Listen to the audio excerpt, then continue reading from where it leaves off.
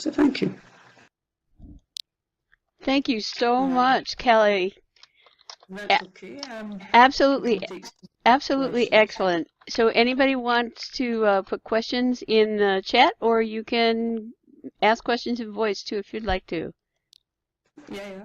And you can ask about if you want to ask about the overall findings or about the research study in general, that's fine.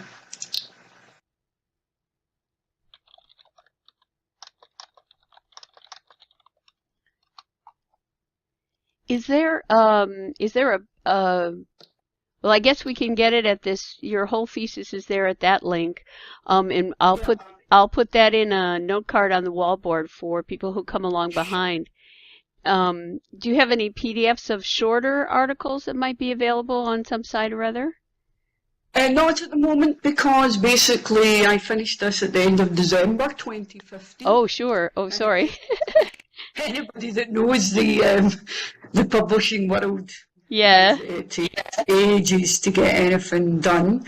And my first year was really just getting to grips with the fact that I'd finished, and now I was back to doing my.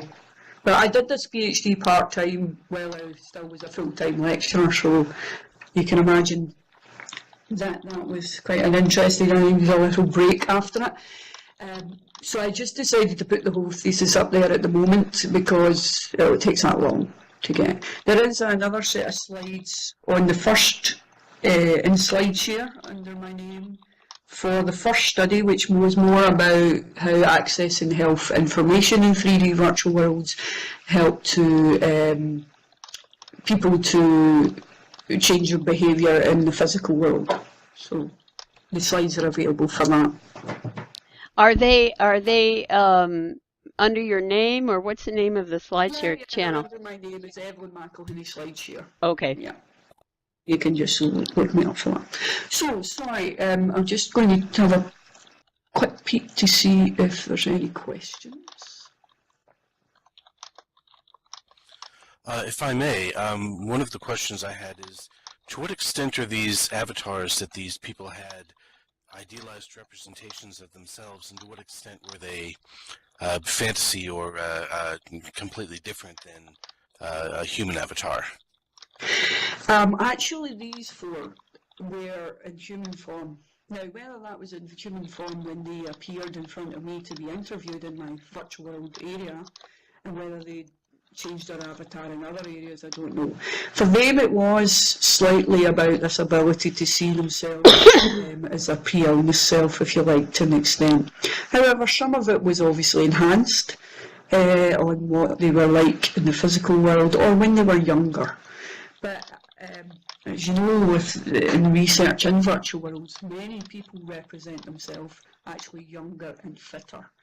And in my first study, there was 25 participants, and only about 7 of them represented themselves in any other way than a human form.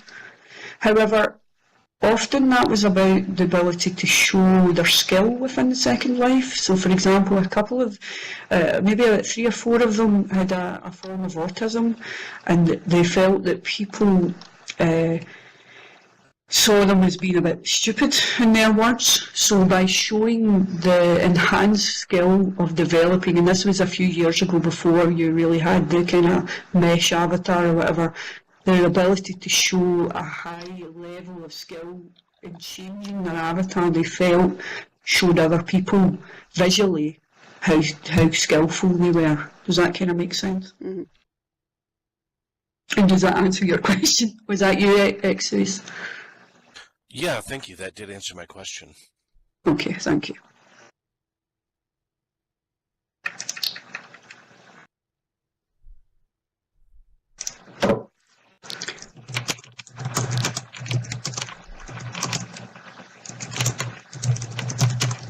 Anything else?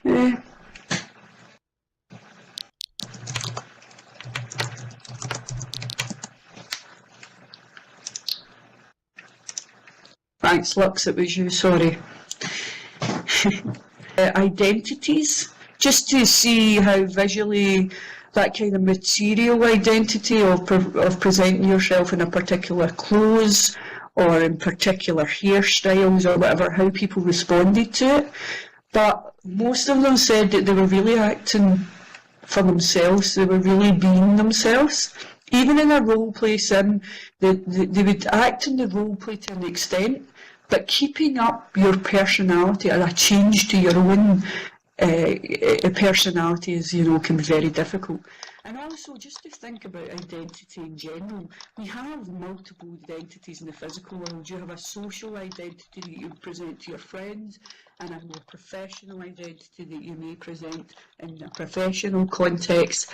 And then in other areas where, you may connect in a more fun way. So for them it was about the embodiment of the avatar, and sometimes that was, if the avatar looked like a dog, it didn't matter. But for others it was very much they wanted to see themselves as a human form. Does that answer your question, Wendy? Thank you. Thanks, Kali. Yeah. So, yeah, absolutely, Envy. It's a whole personality, isn't it? It's a whole kind of social norm and the thing, your attitude, your values, everything. Yeah.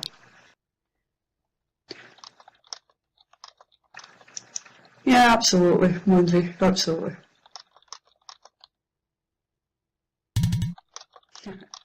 Maybe.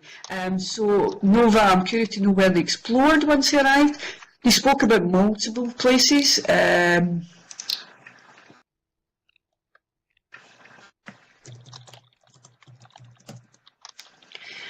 So they spoke about multiple places, so they went to a variety of areas, some that I had never heard of myself. They didn't always tell me the slurl, they just told me sometimes the name of the place. So they might have went to areas to meditate. I'll just type some of this in.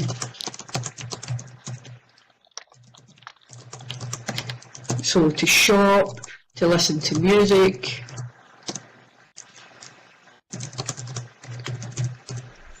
into their home, as I say, where they felt secure.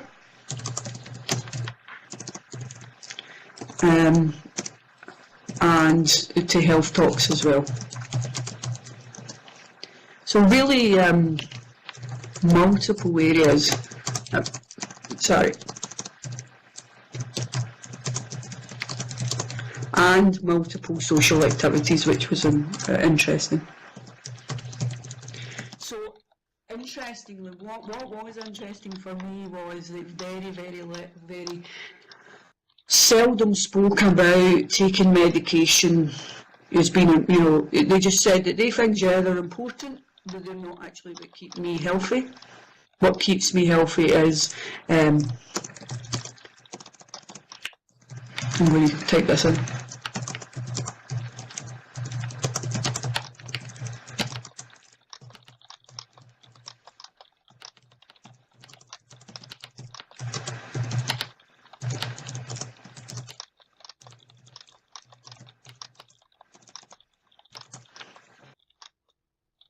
So really connections and community. So this kind of idea of being healthy. The other thing as well, which was important, was that if you remember back to the fourth research question, that it was about, can Second Life create a social, God, that's terrible, I can't remember what. We'll need to go back. Sorry, it's nearly 9 o'clock here. I'm getting myself back to my first research. So social capital, sorry. So social capital, so that idea that, there is a sense of trust and reciprocal behaviour and reciprocal kind of friendships, etc. Within that community, and that's really what they got, So it very much came that social capital certainly could be developed within a virtual world.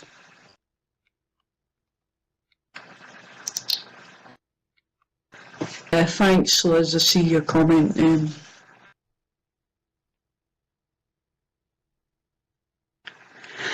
I think, in all honesty, Liz, these are already. I mean, certainly in Scotland and England, the UK really as a whole, that when we're working now with communities, we don't take a deficit approach, so we don't look at what is missing. We look at what is available and building on that and allowing the people themselves to identify what is important.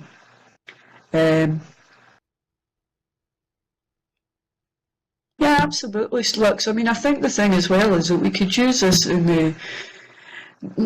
There was something about the avatar that made a difference, because you can have forums, you can have discussions, but as I say, it wasn't the purely health-related elements of Second Life that was important. It was just living a normal life, if you like. Being with your friends, hanging out, going shopping, chilling, sitting in nature, listening to the trees and the birds, etc. All of the things that we sometimes take for granted, when we can just stand up, dancing exactly, when we can just stand up and walk out the door and take a walk.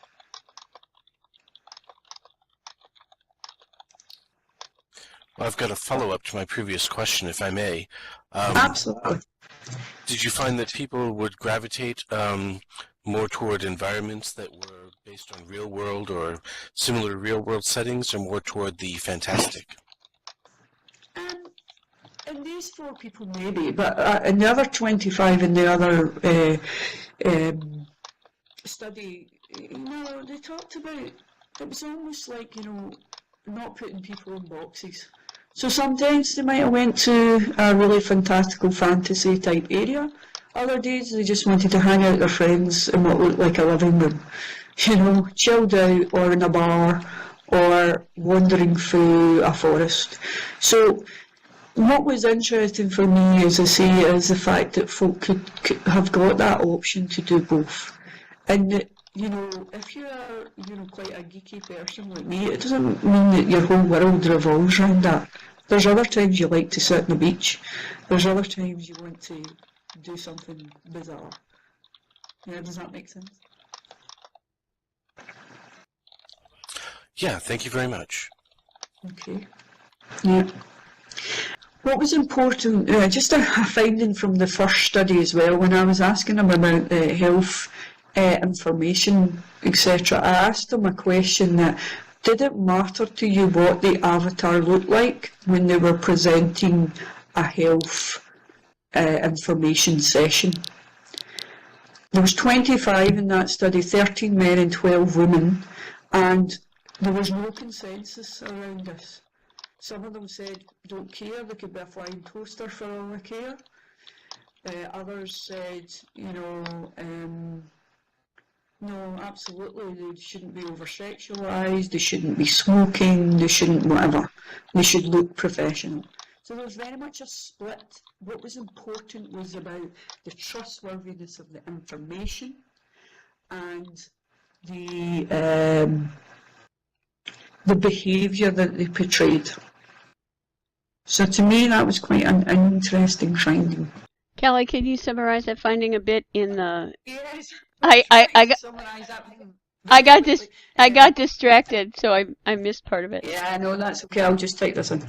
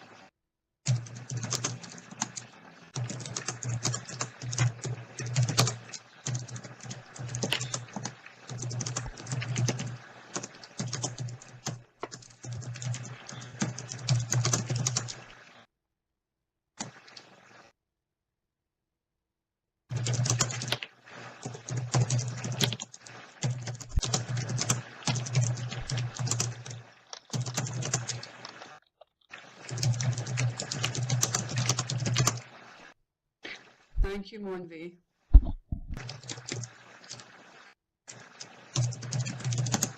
Okay, thanks. I think I've managed to just about summarise it.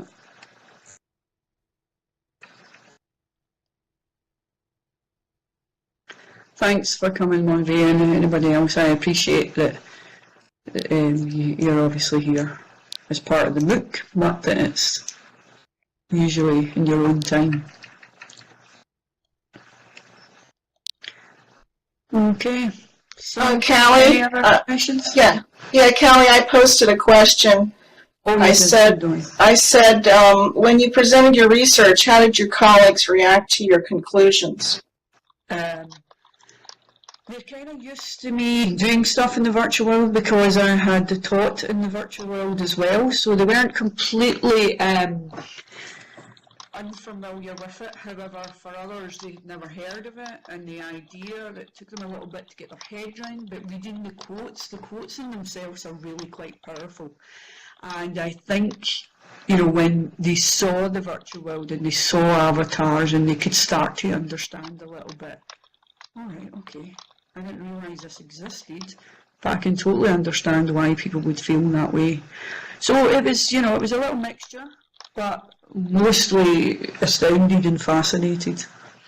I can see why. It truly is fascinating. I know that I've heard that the military is using Second Life to counsel soldiers who had PSTD, and that's working quite well. So I can see the value of this platform for all kinds of reasons. And actually, PTSD Ireland was mentioned by a number of folk in the first interview as being important to helping their significant other, partner, etc., to understand their condition. Because although PTSD Ireland is a military, for those that don't know it, it's a military kind of simulation that you walk through to simulate some of the things that people in Iraq had seen as soldiers. However, although people went to it who didn't have a military PTSD, they said that the concept, if you like, about what could trigger, because when you go there and there's bombs going off and there's things going on, and then you fly home almost in the simulation and you're in a mall and a door slams or crowds come near you, and that then triggers some of the feelings of the PTSD. So it was really interesting how people, even without that military PTSD, could see how that could let them and others understand in a more simulated and more immersive type environment.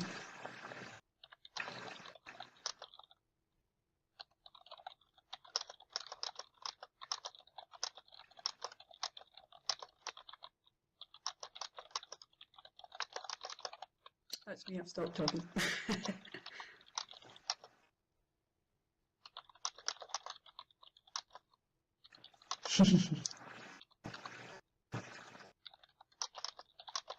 Yeah, absolutely. That's it, absolutely. It's everything is context specific, yeah, and then it's transferable often to other contexts. So, yeah.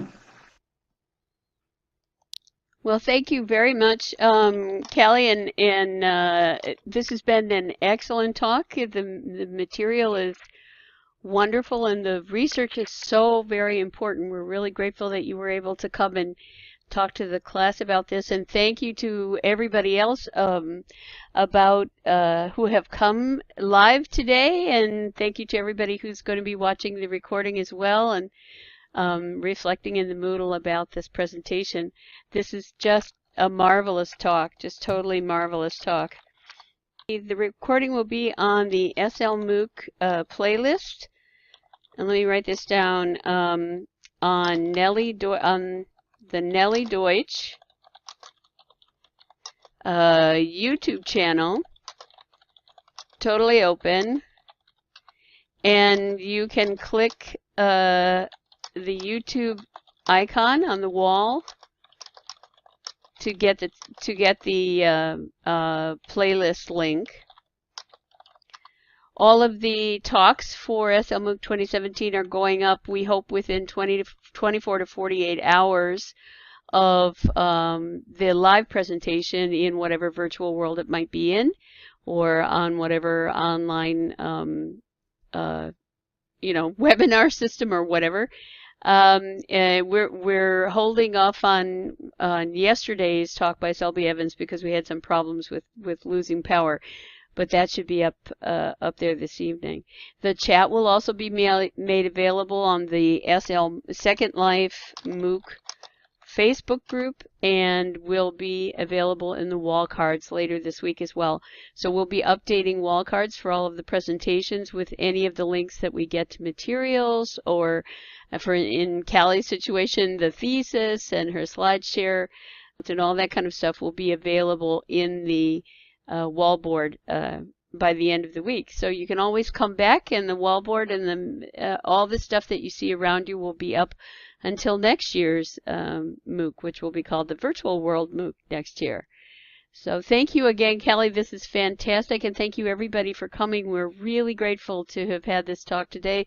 Very interesting research. I think just shows the importance of virtual worlds for so many areas of the helping professions especially. So thank you very much.